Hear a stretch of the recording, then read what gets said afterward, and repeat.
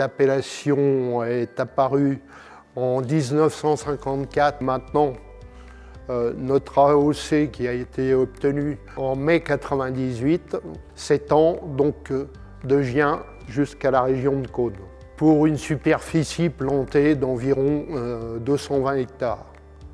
On compte environ 35 vignerons. On élabore des rosés qui sont issus d'assemblages gamay et pinot noir. Ce qu'on recherche principalement sur ces rosés, c'est la vivacité, la fraîcheur.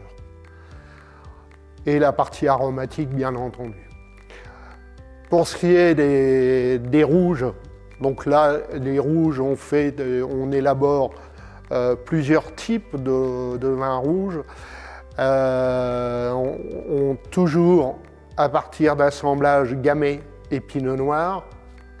Alors ce qui est intéressant dans notre appellation justement, c'est de pouvoir faire des cuvées très différentes en inversant la proportion des cépages. Pour les vins blancs, on travaille avec le cépage Sauvignon uniquement, donc celui que vous retrouvez, c'est le cépage roi dans notre région Centre-Loire.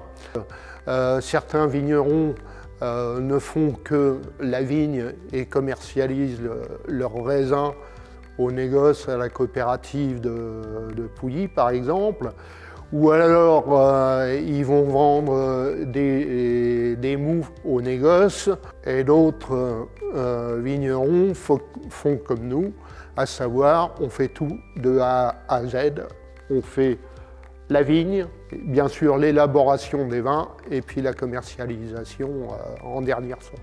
Vous pouvez déjà évidemment passer à la cave où là vous allez pouvoir déguster et acheter les vins.